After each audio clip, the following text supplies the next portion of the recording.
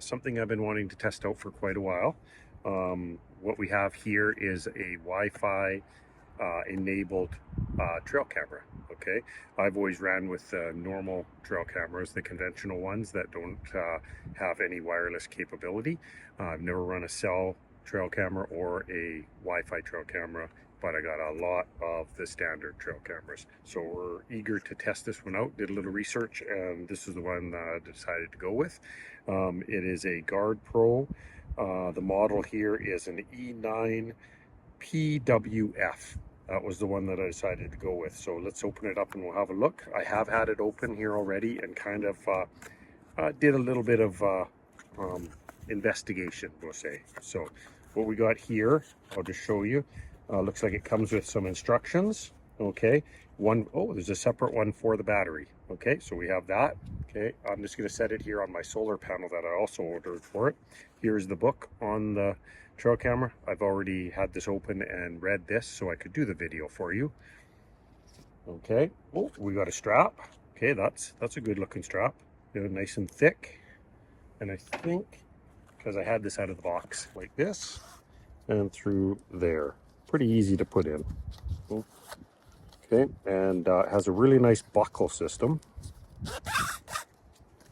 Okay, right there. There's your buckle.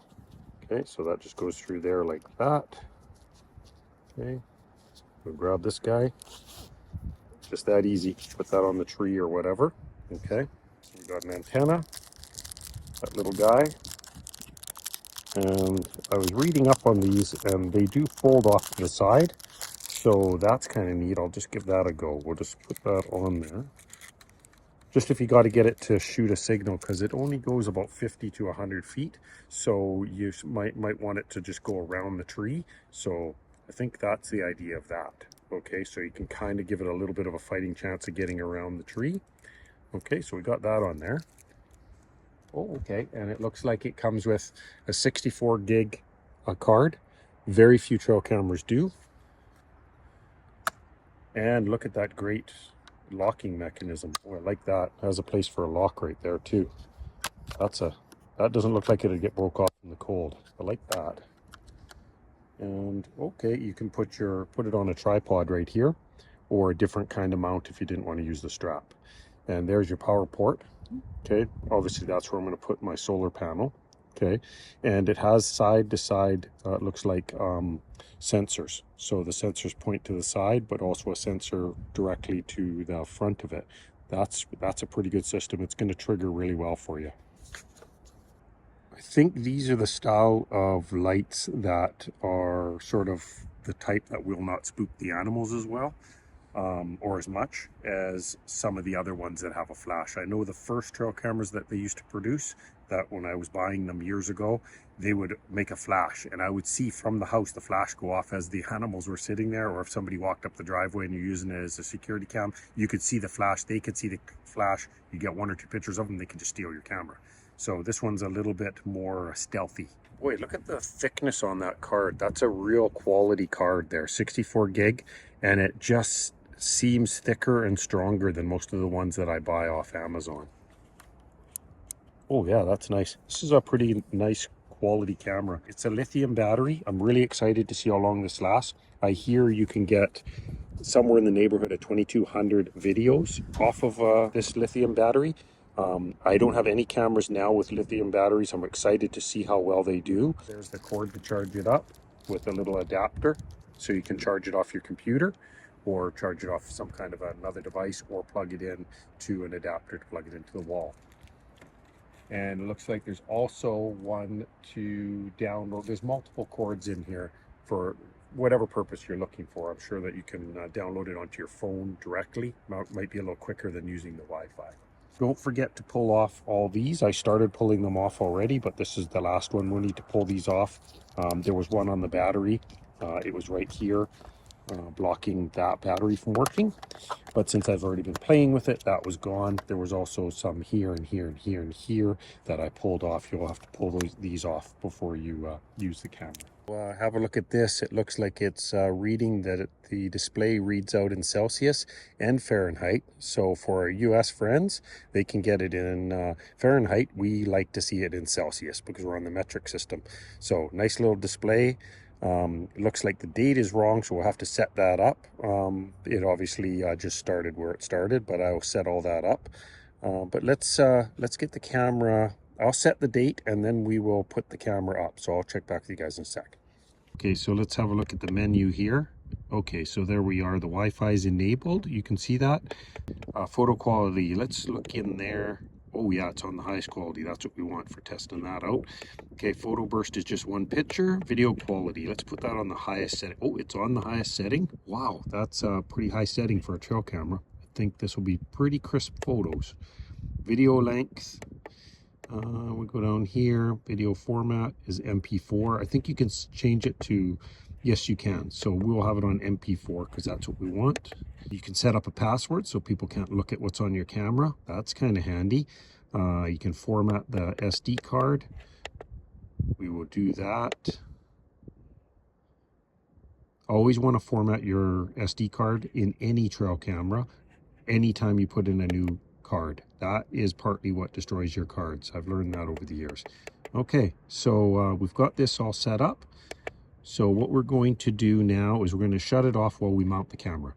Okay, so we're going to mount this camera, I think, right here, okay, on this post. We're going to turn the antenna so that it has a better signal to the corner of the house, because what we'd like to do is, because we're wimps, we'd like to get up in the morning and when we're in our pajamas, we would like to check the trail camera to see if it picked up anything. Maybe our Amazon package got stolen, maybe somebody was in our yard that night, or maybe an animal wandered by. Maybe there was a bear that was going to try and get in our garbage, that type of thing. So we want to know that without walking out into the yard. So for safety, security, and just knowing what's around. Plus, we might get some good wildlife photos as a bonus.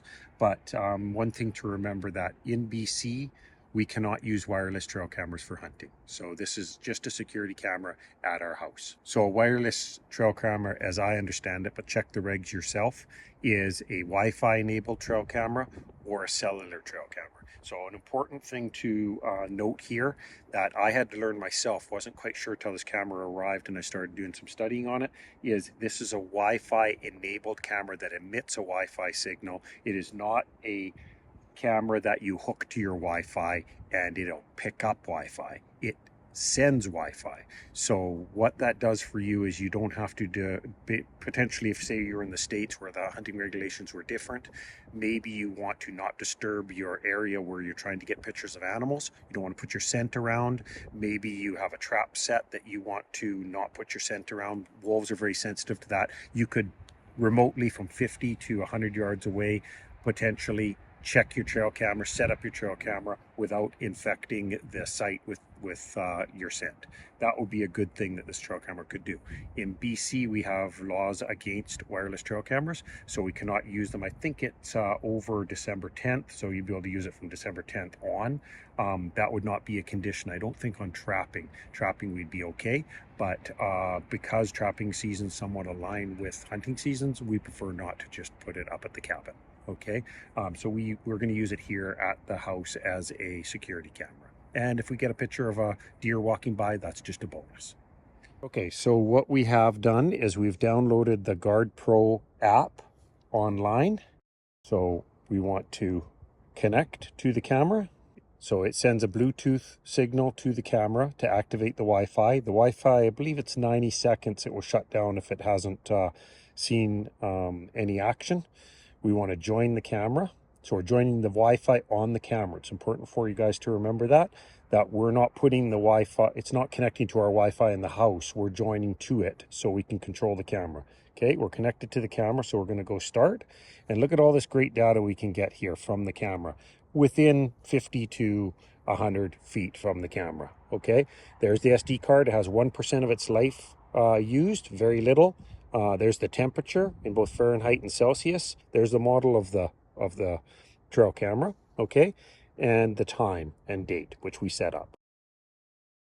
And we're going to start, okay? So we have no videos found, but we can go over here and we can show in live time There's what the camera is seeing. Okay, now if I want to turn on the camera, I simply go like this. Now I am filming what's there. If I want to delete them, I go over here and delete the video. Delete. We'll check back with you folks after we've tested this camera a little bit and see what it's capable of. But I can tell you right now, the video and the photos are going to be incredible, and the sound is very good on this camera. If you understand its limitations, what it will do and what it won't do. In the right application, this might be just exactly what you need. I know I'm excited to be able to get up from my house and not have to walk out into the cold and see what's been wandering around.